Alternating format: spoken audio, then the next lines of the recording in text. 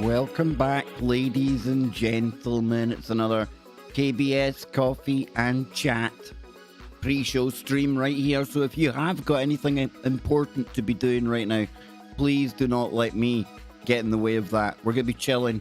We're going to be chatting. We've got hauntings. We've got aliens. And just what is it with the 33rd parallel?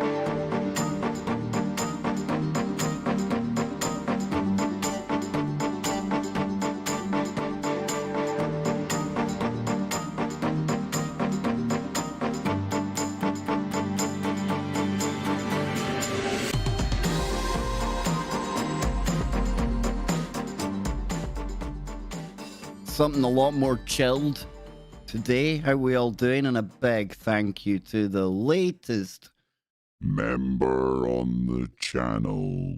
Yes, indeed. Regla Girl, thank you so much for taking that extra step, taking the plunge, going that extra mile to support what is the KBS experience. And boy, oh boy, man, oh man, woman, oh woman, thing, oh thing, they are theirs. It sure is an experience, right? So I'm glad to be back with you today.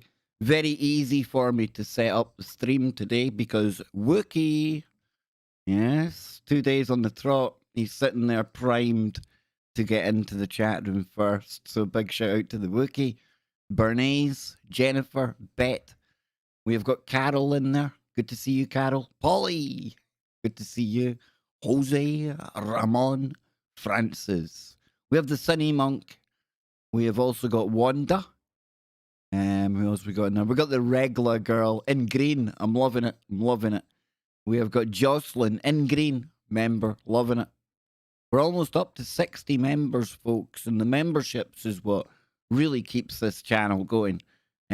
You'll appreciate we don't really upload much offline content on this channel. And that's really where you get your subs, your clicks, your views, and where the ads kick in. So the memberships on this channel has been an absolute godsend. Can't thank Google enough for that, and I can't thank you enough for stepping up and really going that extra yard. Thank you very much. We have got Woody Walker in there, not Woody Woodpecker, but Woody Walker. We've also got Carenza Gray. It's good to catch you live as well. Nice name. Carenza. I wonder if I'm saying that right. That's a nice name.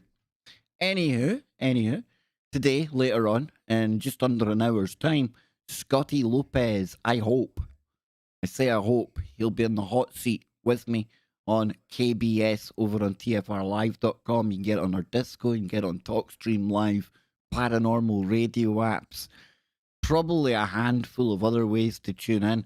But myself and Scotty will be doing news in hour number 1 and woo in hour number 2. And today I've got a haunting. We've got a little bit of UFO alien stuff. And of course, as it says in the title, just what is it? Just what is it with the actual 33rd parallel? That was one of the most interesting things I came across when I was first kind of absorbing new information, going to sleep with things like, George Norrie, that kind of thing, coast to coast. And I remember hearing about this 33rd parallel, and I kind of lined up with a lot of places that we like to look at. A lot of the woo. So you've got the 33rd parallel north, 33rd parallel south. You've got 33 as a very interesting number when it comes to secret societies. Also happens to match up with the number of vertebrae that you've got in your spine. Yes, 33. Very, very powerful number for all you numerology and geometric experts out there. What is going on here? There's like Polly. Now, Polly, that won't play because it's an upgrade. But I think Carenzas is going to play. This is spectacular, folks, because, hey, thank you so, so much. Thank you.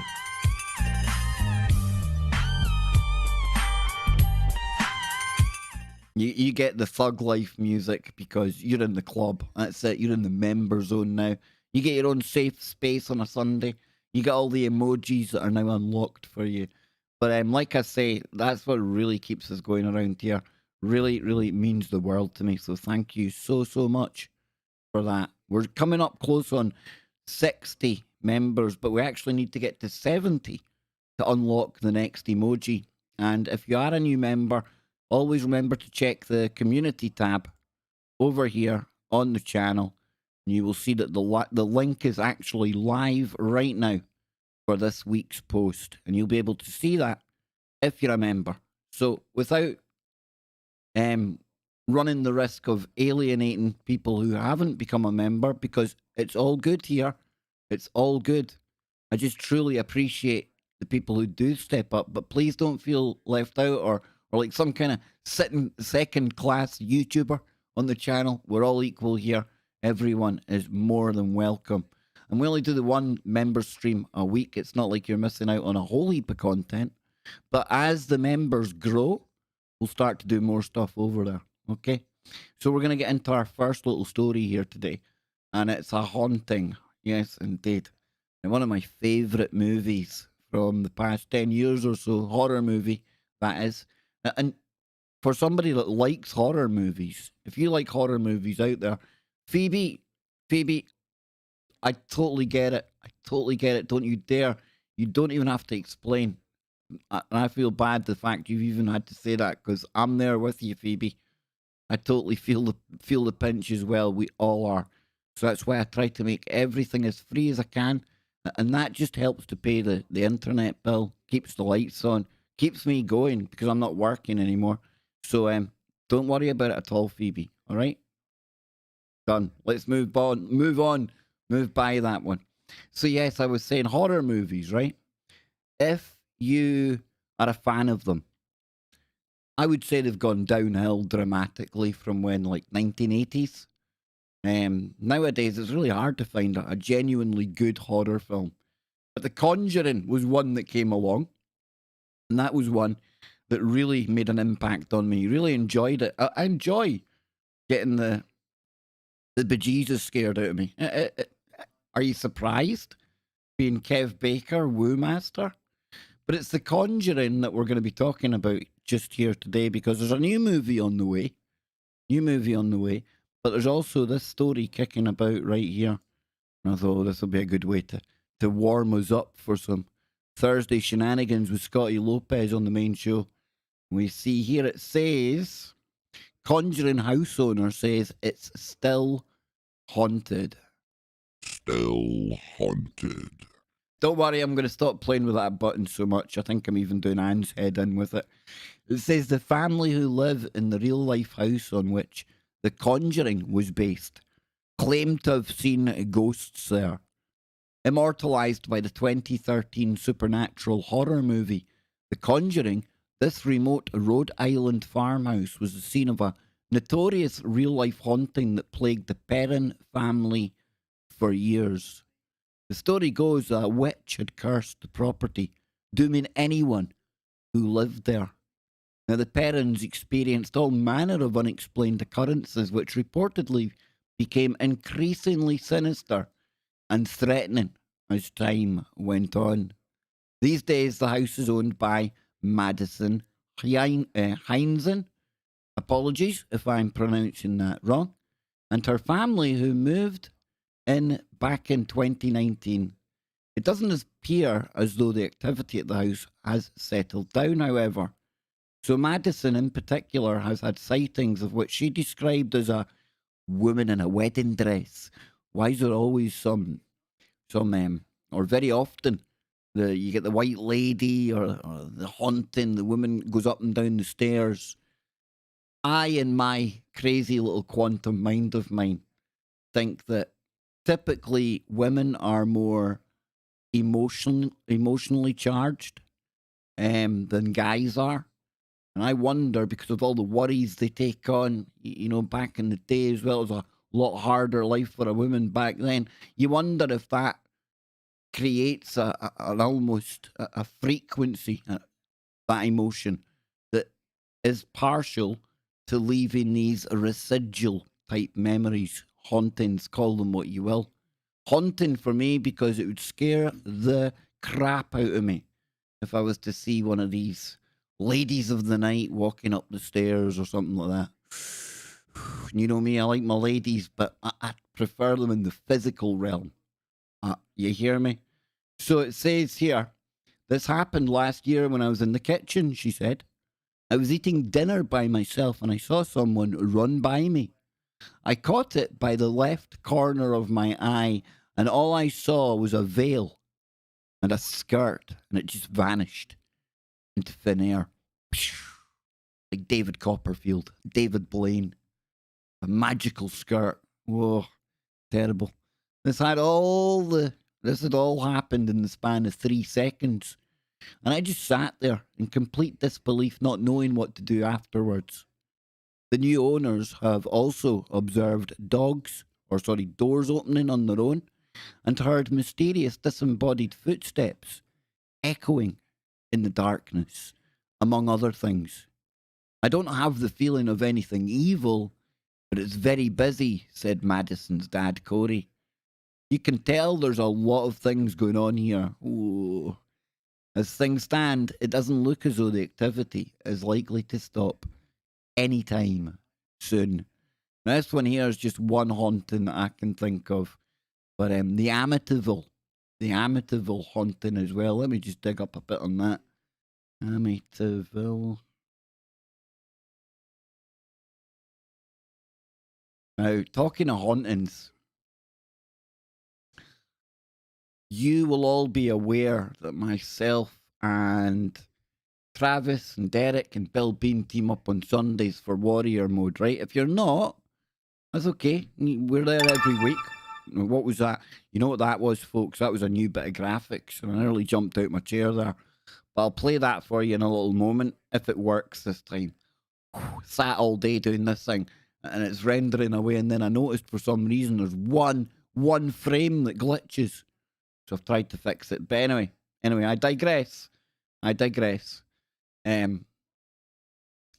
We talk about hauntings and exorcisms and stuff like that because Bill on the show, we tend to look at the paranormal. And Bill, because of his reputation, he goes and works with a lot of the bigger TV shows that look into the paranormal. And in the near future, we're hoping to have one of the main stars of the Holzer files on Warrior Mode. So I'll hopefully be able to announce a date for that later on this week or maybe next. But we are stepping up the guest list over on Warrior Mode. Yes, indeed. So Amityville Horror, that's one thing me and Bill have talked about before. Just take a little look at this here. The Amityville Haunting is right now. I want the Amityville, like the proper, the real Amityville. Let's see.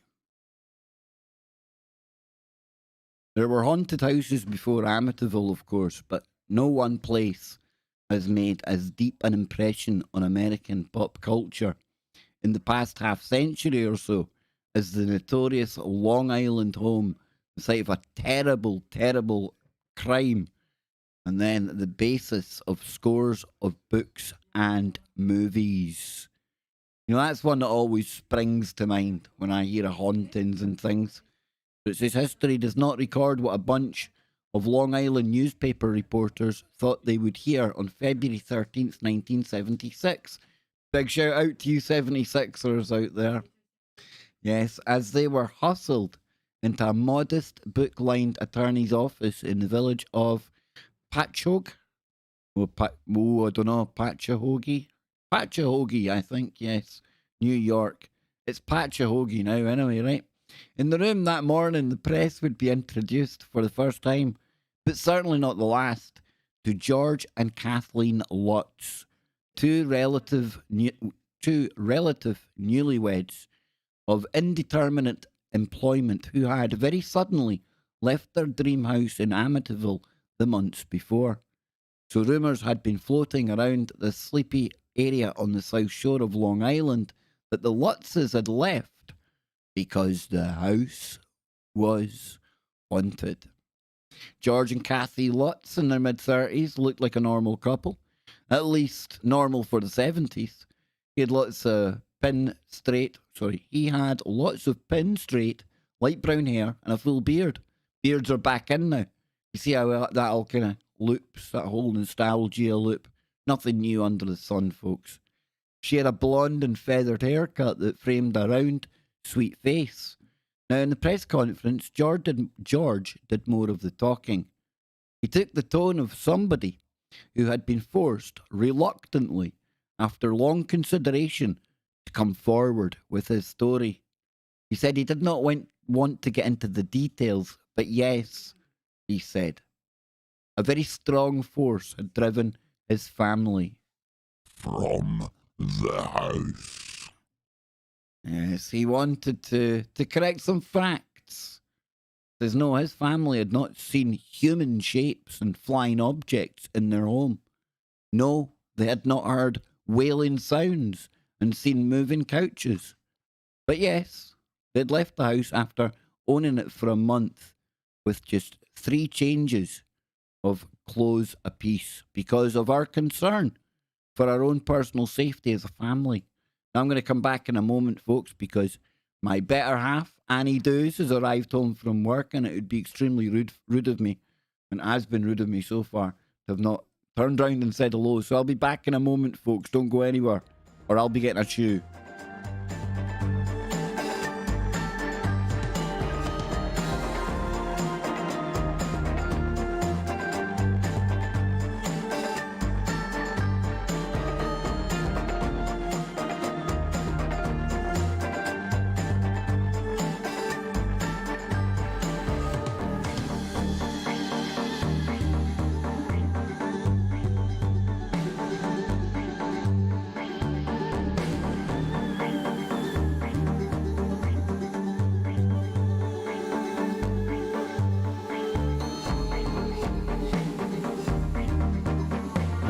There we go. That is some weird and wacky tunes right there.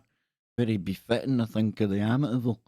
So, says here, and that was all he was willing to share for the present time. The reporters tried to press Lutz for more details, but he would not be specific, as the Newsday writer reported with evident frustration. Lutz did say he would not spend another night in the house if asked to do so by researchers, but he also said he's not planning to sell the house right now. Within a day of the press conference, the lawn of the house, a Dutch colonial, perched on a waterway at 112 Ocean Avenue, was full of people who had decided to come and investigate matters themselves. They came mostly from neighbouring towns in Long Island. They parked along the street, and some were accompanied by their children. I'm interested in unexplained phenomena, ain't we all? Said the father who brought his 12-year-old son. I was here the other night with my other son, and we watched the electric meter for a while, and I swear it slowed down. Of course, it could have been the refrigerator. Oh, there you go. So listen, I don't want to get too far into the whole Amityville thing. I just brought it up because when I hear of hauntings, that's like one of the ones I definitely think of. Because we need to move on. Because we've only got about 40 minutes before we head on over to the main show today. So hauntings, yes, we've had a bit of that. So next up, we have got a little bit of Australian UFO. Because this then ties in with things like the 33rd parallel, not north but south this time, when we're talking about strange phenomena, including UFOs, but not restricted to UFOs or UAPs. You're talking about these hotspots where you can get any one of the plethora of cryptids, paranormal, supernatural entities, creepers, beasties, ooga boogas, you name it. Weird stuff goes on there, right? So we're going over to Wycliffe. G'day, mate. We're going to Wycliffe in Wycliffe, Australia. Yep, it's the strange story of the Wycliffe Well, the UFO capital of Australia, no less. So, driving along the dusty stretch of the Stuart Highway between the towns of Alice Springs and Tennant Creek, you know, Australia does names properly. I like the whole creek thing. It usually comes into it. In the Northern Territory, Australia, you may be held in awe by the sheer expanse of completely flat and barren, sun-parched desert all around you. It's that crazy orange colour that you only see in Australia, isn't it? Crazy nice. So, this is an arid realm, seemingly devoid of life for large stretches, and save some scattered brush and bushes, seemingly like the surface of some alien world, uninhabitable to humans.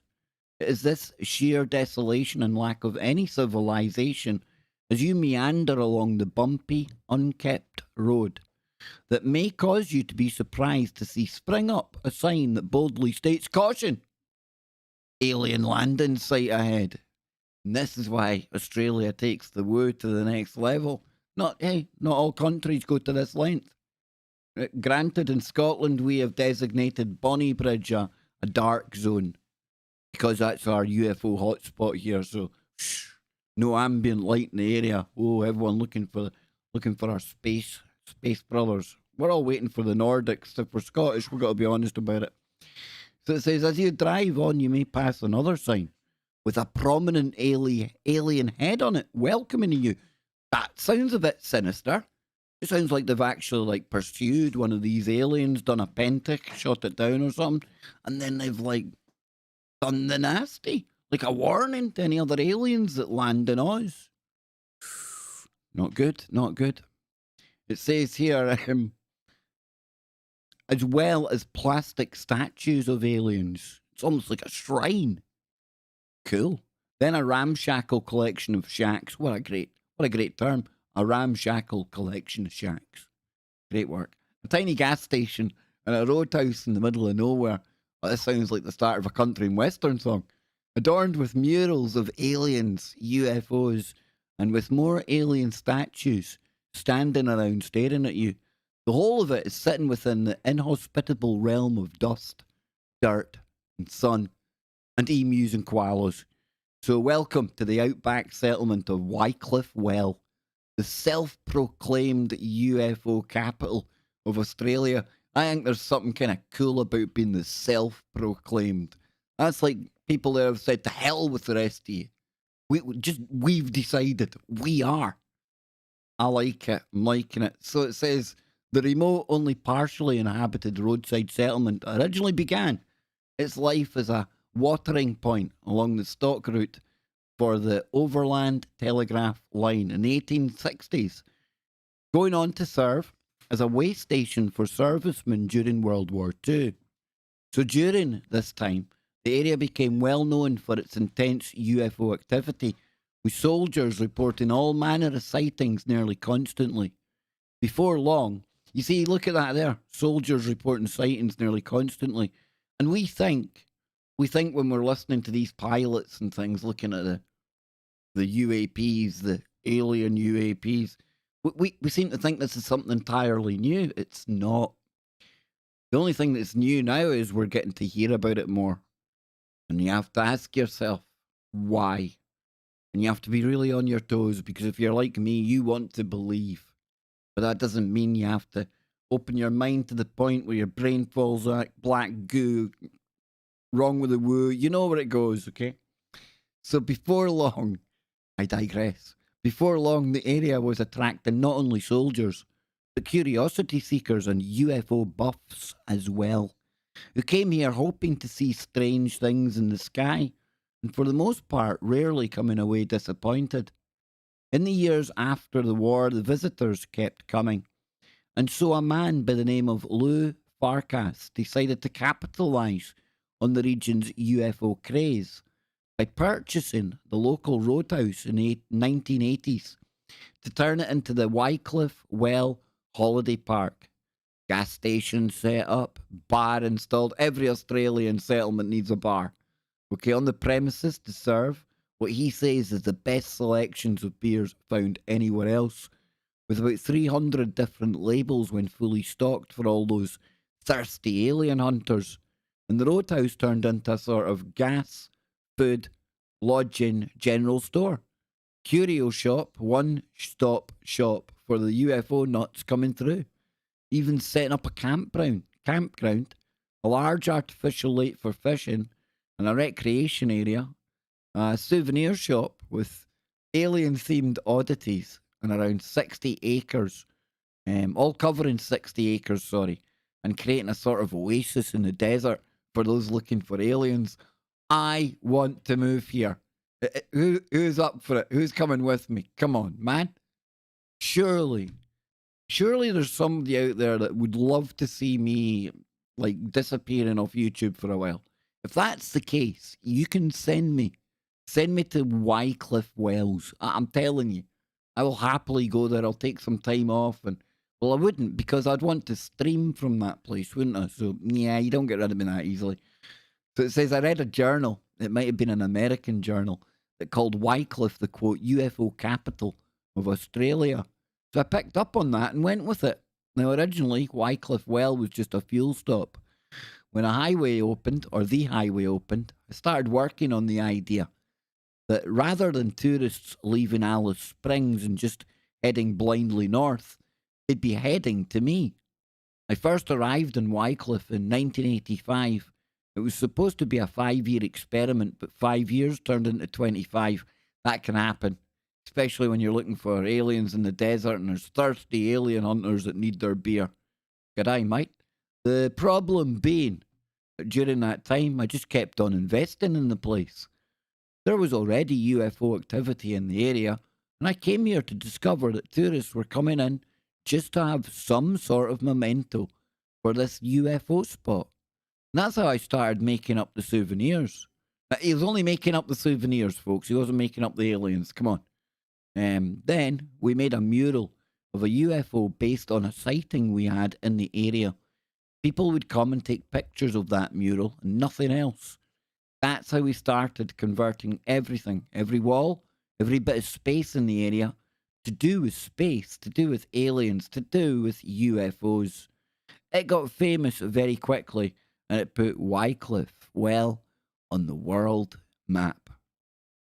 How much we got to go here? Not too bad. Farkas made sure that the roadhouse was an alien themed as possible. Okay, he's still talking about his roadhouse. Want to know what the best sightings were there, man? Scientists say that the sky is full of ley lines. Now, hang on. The sky is full of ley lines? I was like, whenever I've thought of ley lines, I've always thought about the ground.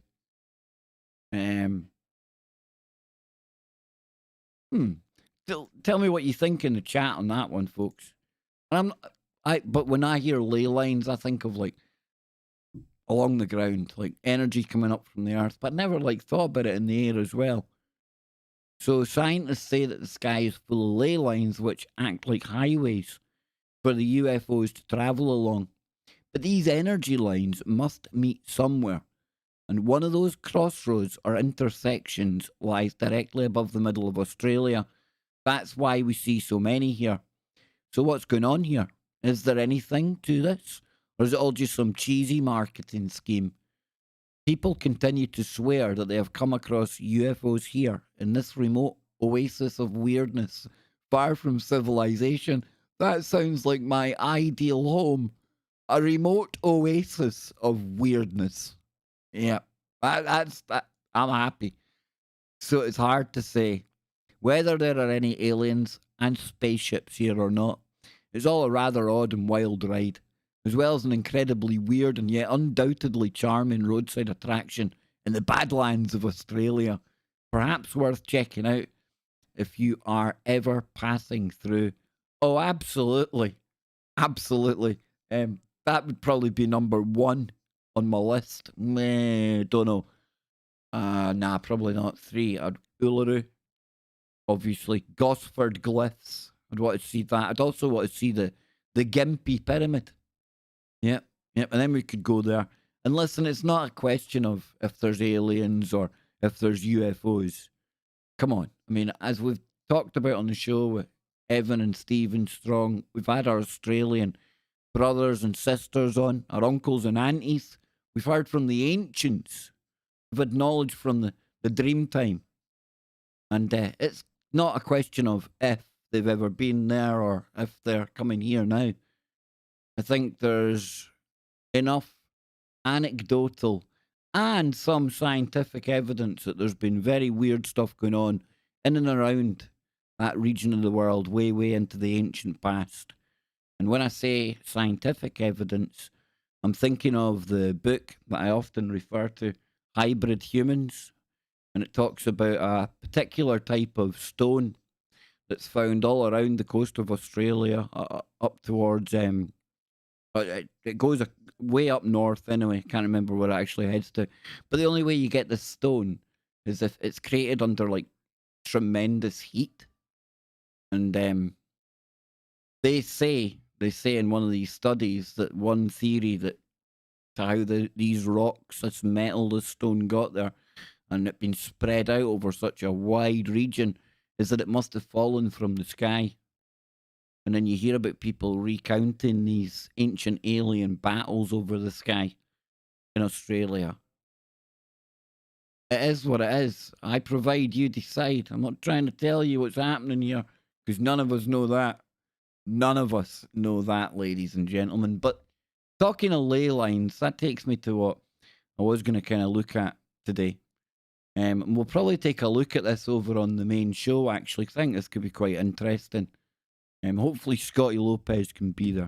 Hopefully Scotty can be there. Fingers crossed, because he's had technical issues lately. But we're talking about UFOs. We're talking about ley lines a minute ago as well. And I'm sure all of you out there probably far better read and educated and studied on all things woo than I am. But maybe not. Maybe you haven't heard about this kind of 33rd parallel thing. And of course, that's the line of, is it latitude? I think so.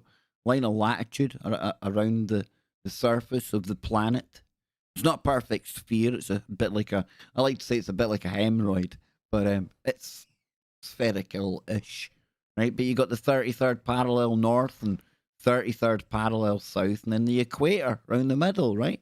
And you find a whole heap of weirdness in some of the locations that sit along that line. Hey, let's take a look at some of the stuff we could go into tonight. Take a little look at this. Here's the first thing I'd pulled up. Along the 33rd parallel, the Global Mystery Circle. I mean, that sounds pretty good, right? Along the 33rd parallel, it's by Gary A. David. This is available on academia.edu. And I am educating you all out there, I hope, folks. So it says, what is in a number? The number 33 enigmatically stretches as a latitude. Wait, hey, I got it right. A latitude line across many diverse cultures in many different times. Known in numerology as the master teacher, 33 is the most influential of all numbers, indicating selfless devotion to the spiritual progress of humankind. The other two master numbers, 11, vision, and 22, vision with action. Now, that's quite interesting because a lot of people, and I think it was Wookie the other day, had asked me, what's it mean when you see 1111 all the time? Vision, brother. Vision. Vision with action. So they form the base of a two-dimensional pyramid and added together equal 33. Guidance to the world, it says in brackets. The apex of the pyramid. On the reverse of the Masonically inspired Great Seal of the United States is the pyramid with the all-seeing eye. Talked about that yesterday, right? The evil eye. Yes, indeed. Of divine reason, capital R, at its apex. Now, according to ritual, Freemasonry, is that 33 XXX III Roman numerals? 33 is considered sacred because in most cases there is no higher degree or level to which a Mason may aspire. In biblical or in a biblical context, we note that King David ruled in Jerusalem for 33 years. Jacob had 33 sons and daughters, and Jesus Christ was crucified at the age of 33.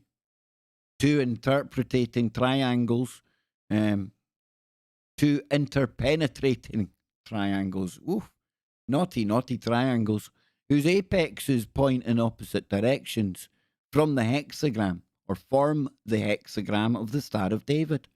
3 plus 3 equals 6. On the other hand, 3 times 3 equals 9. And there is a little window maybe into what Nikola Tesla was saying about the 3, the 6, and the 9. So it says, or the Enriad, the 9 primal gods of Egyptian mythology. The late 13th, early 14th century Italian poet Dante ended Canto 33 of the Purgatorio, or the second section of his Divine Comedy, perfect, pure, and ready for the stars. Canto 33 of the Paradiso, or the third section, concludes with lines about the poet being turned as in a wheel whose motion nothing jars, by the love that moves the sun and the other stars. It is more than a coincidence that the 33rd canto of each section concludes with parallel lines regarding the celestial. It may instead be the code of a lost ancient tradition. And just to finally wrap this bit up, and we'll get into this more on the main show today. This number even permeates the biological realm studied by science. 33 is the number of turns in a complete sequence of DNA. A more ominous connotation appears to be the 33rd element in the periodic table. Arsenic is a brittle, steel grey substance that is actively poisonous. Now, the Greek root arson means male, strong, or virile, which suggests that the active reach of this potent and potentiality, or potentially dangerous number across the globe. Let me read that again. The Greek root arson means male, strong, or virile, which suggests the active reach of this potent or potentially deadly number across the globe. Indeed, when we consider the northern latitude of 33 degrees, some intriguing synchronicities or meaningful coincidences are found. The first one there, Phoenix, the city of Phoenix. Now, that is one strange city when you start looking at some of its symbolism, the way it's planned out, things like that. NASA's been on to talk about the Phoenix before. Here we've got the Casa Grande Ruins National Monument sitting on the 33rd parallel. See if there's any more quick ones here. Baalbek, Lebanon. Yep. Talking about China in there. There's the pyramid near Xi'an, China. Highway 33. Alabama, Moundville, Archaeological Park. You find these earthworks along here, folks. What were they tapping into? What were they tapping into? A map of the Winterville Mounds, Mississippi. Must be there, I would imagine. 33 again. Etowah Mound State Park, Georgia. What were the mound builders aware of that we don't know today?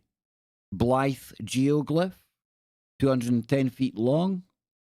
This figurehead points towards 33rd degree.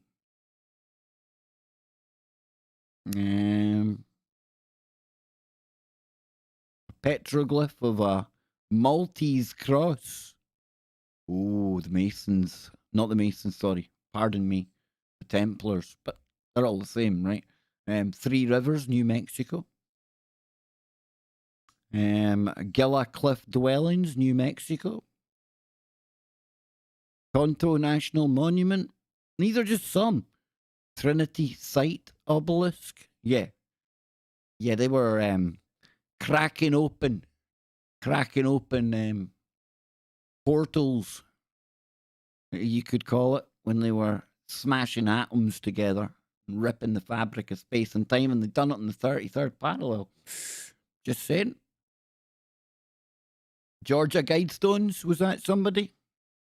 Donnie, don't worry, dude. I'm scrolling down, man. I'm scrolling down, and listen, use it on the south anyway.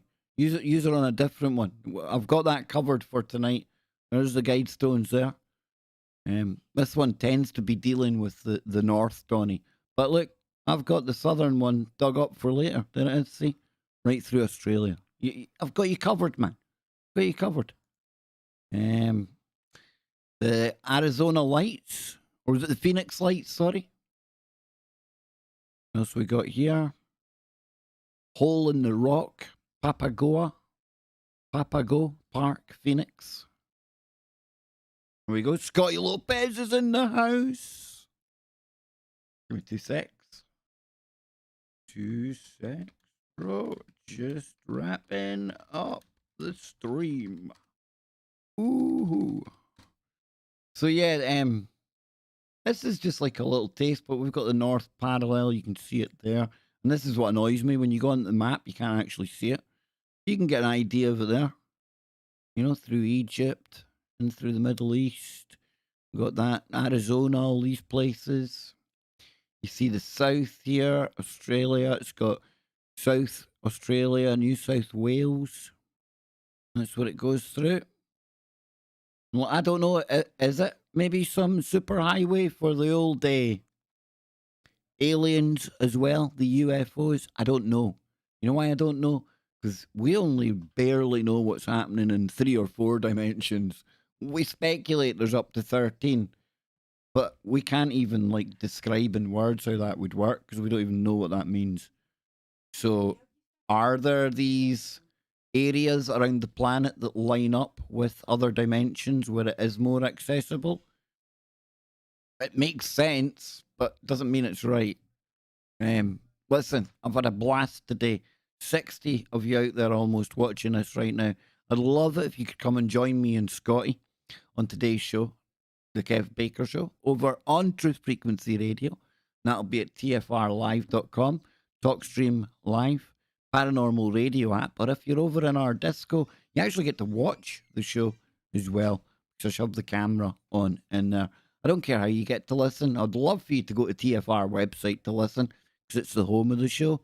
But wherever you are, whenever you are, as long as you can catch me and Scotty today, that's all that matters. So on that note, ladies and gentlemen, I will leave you to the very interesting scene of Loch Ness. And if I just pull something up here, I think we can get our...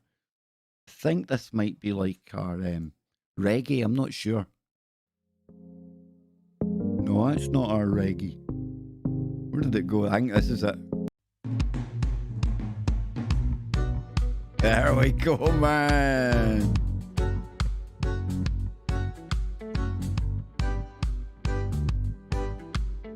Three is the magic number. Click your heels 3 times, turn around 3 times, say my name 3 times.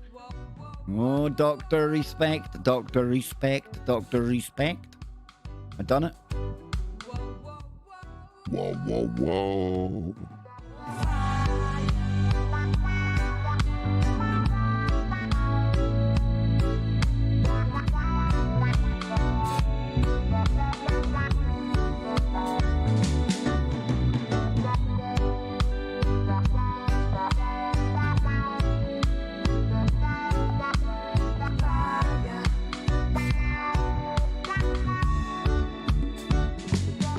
Big thank you to Bernays, Ms. Spacecake, Polly, ZX, Christopher. We've got Jennifer, Polly, Marty, Regla, Dr. Respect. No, I wish it was Dr. Disrespect, but Dr. Respect us. We've got Donnie. We've also got Bernays. Good to see you. Christopher's in there. Jungle Hip as well. Looking good, folks. Looking good. You all have a nice day out there, and I'll be back real soon with Scotty Lopez.